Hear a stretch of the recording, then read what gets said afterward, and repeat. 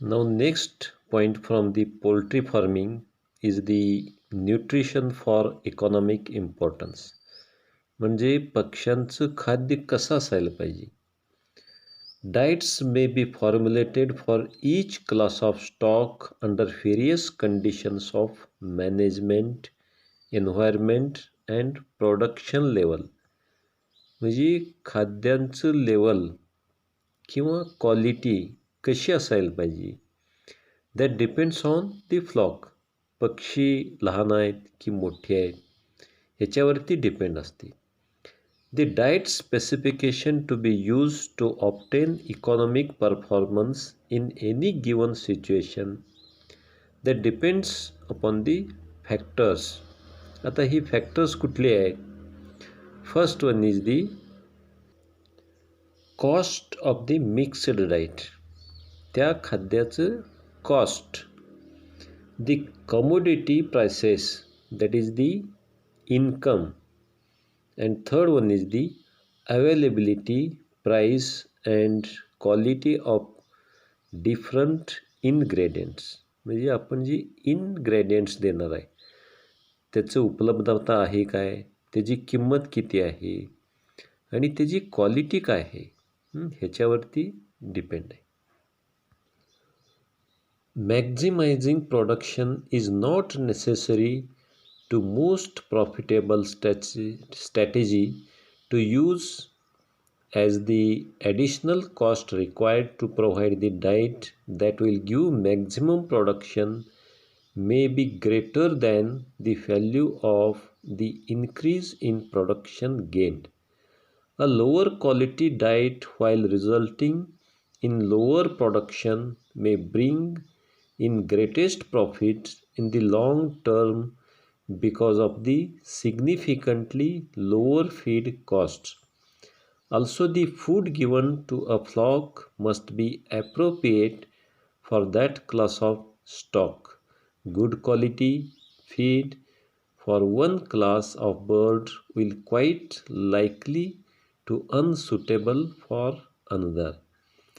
म्हणजे जे आपण जे खाद्य पुरवणार आहे, खाद्यांची जी क्वालिटी आहे ती कशावर डिपेंड आहे.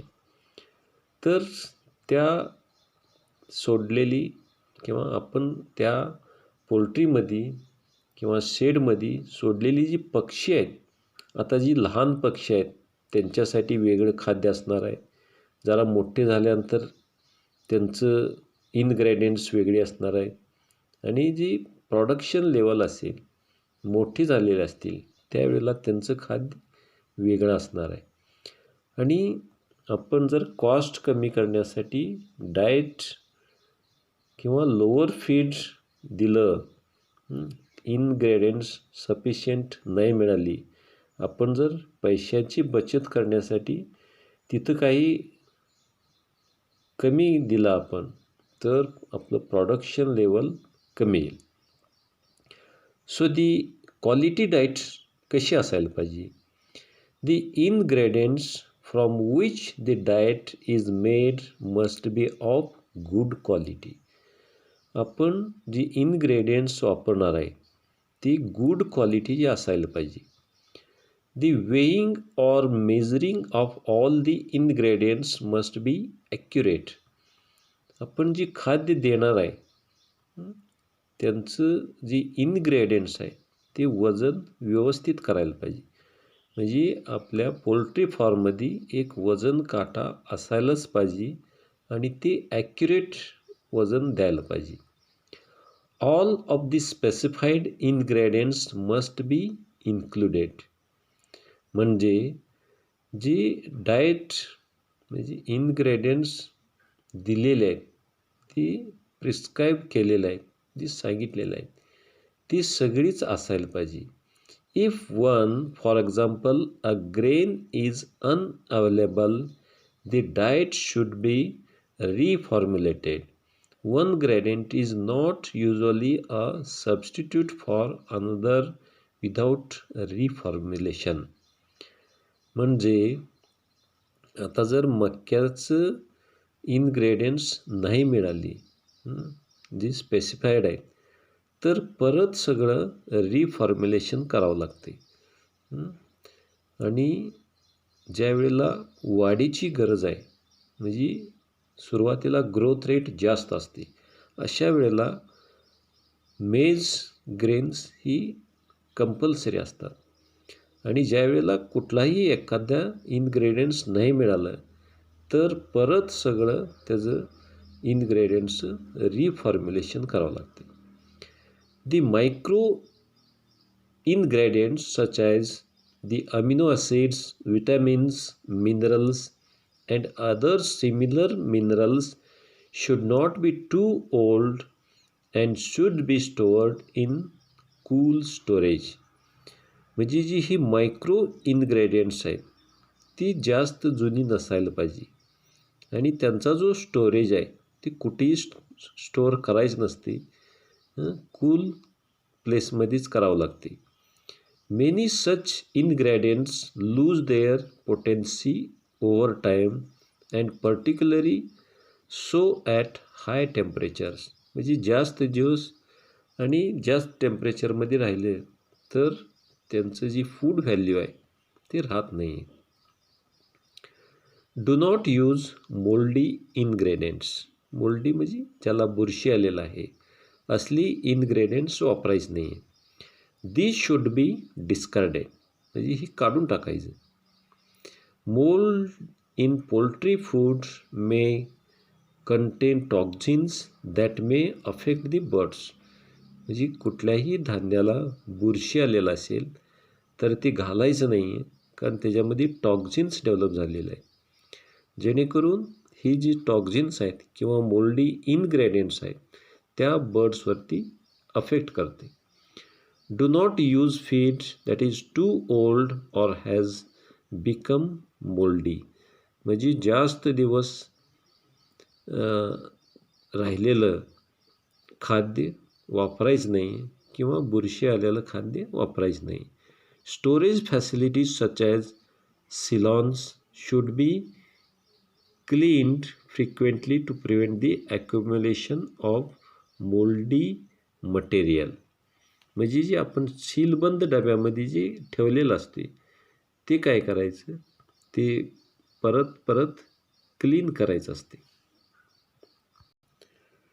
Now the practice of good stock personship. आता हे स्टॉक पर्सनशिप म्हणजे काय? The term stock personship is difficult to define because it often means different things to different people. However, stock personship may be defined as the harmonious interaction between the stock and the person responsible for their daily care.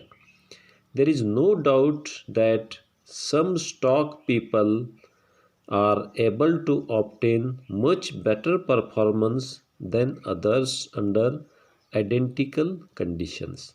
म्हणजे तिथं जो काम करणारा माणूस असतो तो perfect असायला पाहिजे, कारण पक्ष्यांना जे काही कमी पडते किंवा अर्ली डायग्नॉसिस कोणती डिसीज आलेली त्याच्याकडे लक्ष असायला पाहिजे.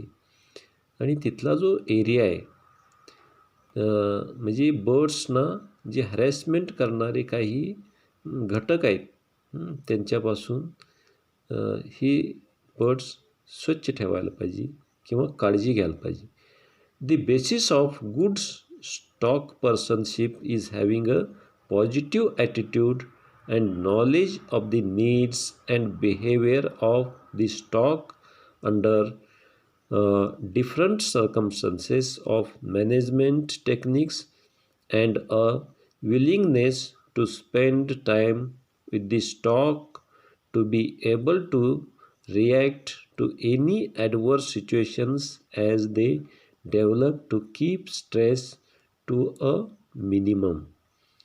Having the right attitude is also a very important element. The stock person who spends as much time as possible with the stock from day old onward by moving among them, handling them and talking to them will grow a much